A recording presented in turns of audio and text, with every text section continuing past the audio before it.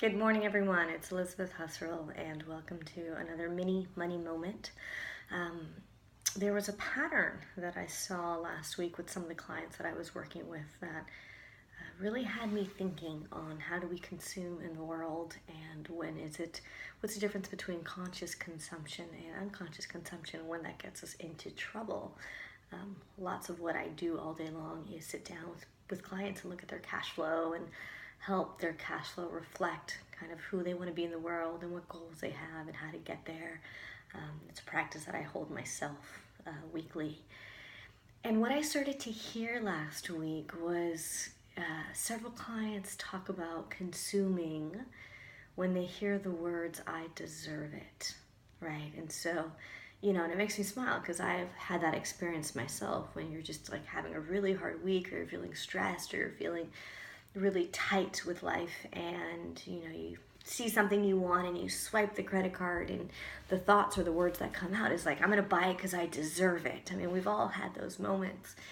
And conversation after conversation, what really started to kind of touch and be with was this feeling of, how can we really be with those parts of us that are hurting, right? How can we be with those parts of us that are stressed, that are needing some type of compensation, or some type of recognition, some type of relaxation, right? And how can we really be with those parts and touch those parts and soften those parts without getting ourselves into consumer trouble or consumption trouble, or into credit card debt, or into not meeting some of our other goals. And so that's really what I wanted to talk about today, is how to use that red flag, right? When you hear those words, "I deserve it," what does it really mean, and how else to work with it?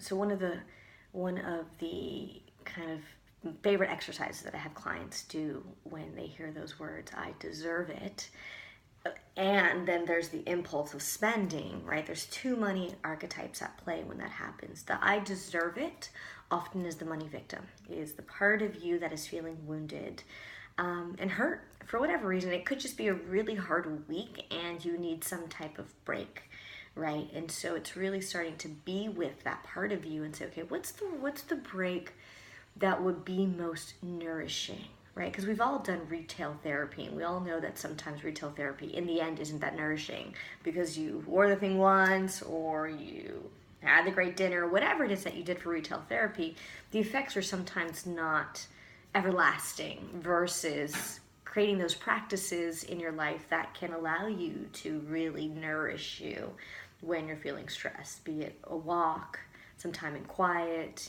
For me, if I end my day with a hot bath, I feel like I nourish and I come back to center. So paying attention to when those words come out as "I deserve it," it's oftentimes your money victim that's saying, "Hey, I'm here. I need you to pay attention to me. I need you to take care of me." And seeing what sometimes non-monetary ways can you recharge and nourish.